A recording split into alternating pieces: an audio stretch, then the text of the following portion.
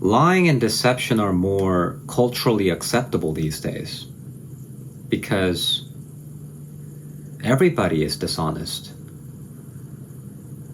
It's a psychological effect. An individual feels less accountable because everyone else is doing the same thing. Like the broken window effect, where people are more inclined to commit more crimes when they see a broken window that is uncared for. And you know what's strange?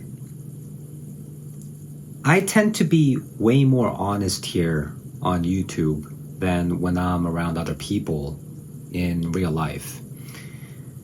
Here, I have the freedom to say whatever is in my head. But when I'm out in the real world, it's just really hard to be me. Being honest is like fixing a door nobody said was broken, right? It's like giving an umbrella to someone who never asked about the weather.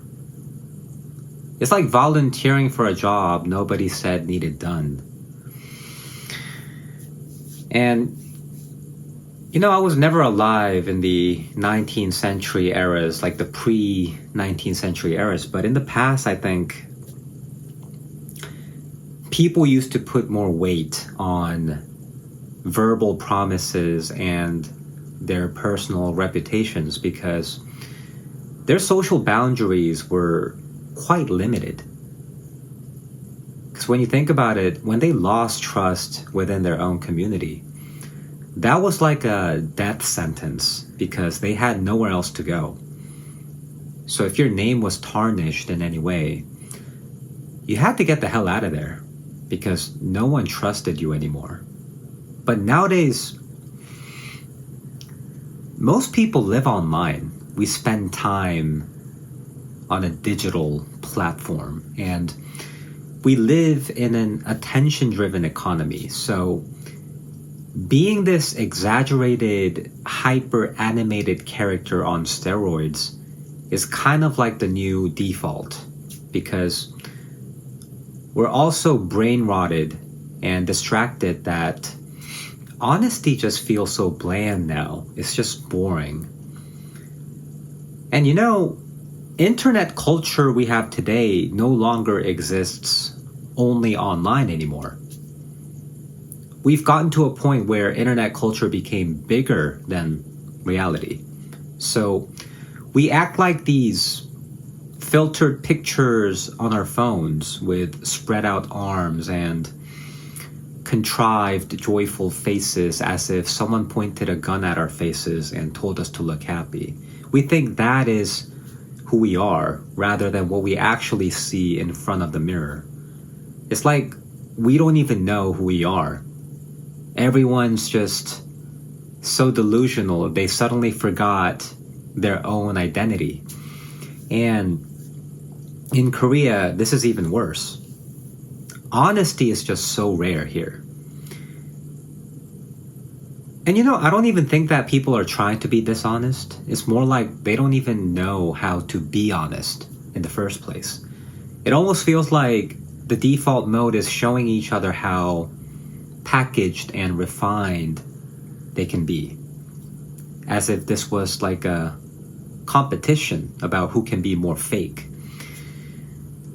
It's like we are allergic to being honest. And everyone's just trying so hard to never break character. Whatever character they're playing in that moment. It's just so draining because of that. And that's why it's so exhausting to be in a group. Because everything we do in a group is just meaningless chit-chat. Just masquerading. Right? I mean, what are we even doing? I don't know, maybe I'm just too fucked up to enjoy the everyday hand-holding and singing Kumbaya type of thing. But I just can't handle being in a group. And have you noticed how the bigger the group, the stupider it gets? Actually, the bigger the group, the more dishonest it gets. It's just like doing improv in front of a live audience. Just trying to one-up each other with who can say the most meaningless thing. If you're vaguely familiar with Korean society, there's something called nunchi. And if you don't know what nunchi is, it's basically your social ability to read the room quickly and figure out what the other people around you want from you. So in short, it's the skill to take a hint even before someone tells you to take a hint. And as you know, Korea is a mostly collectivist society, so harmony among the group is way more important than an individual's opinion. So if you don't have nunchi, it's really hard to fit in with a group of people. But here's the thing, when you get older, you start not giving a shit. You just throw nunchi out the window because you don't really care anymore, right? You're old. So if you come to Korea and see all the ajummas and ajashis, they just don't give a fuck, man. And I don't know, maybe that's why there's such a big generational conflict between the old and the younger generation. And actually there are bigger reasons than that. There's the issue with hypocrisy and patronizing and stuff like that. But that's just too much to talk about right now, so maybe next time. So I guess my point is, there is no middle ground in our society. Our society is just so extremely divided that you either have to join a team or be an outcast. You can't just be a non-partisan guy and try to have conversations because people don't know how to respond to an opinion that they haven't heard of on the internet. If it's not a talking point that's been mentioned by some celebrity or an influencer, they just don't have any clue how to hold conversations. So it's so hard to have an honest conversation. And that's fair because maybe they haven't spent the same amount of time I have spent looking into myself. I understand that. And I also understand that introspecting to become more self-aware is not some TikTok K-pop dance challenge. It's way more complex than that, right? And it's a hard thing to do. But at least now I can get my thoughts out there.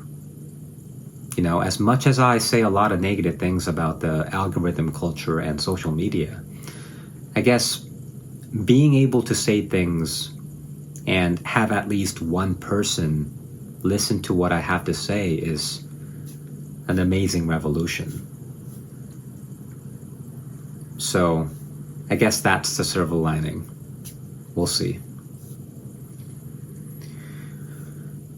All right. Have a good weekend, guys.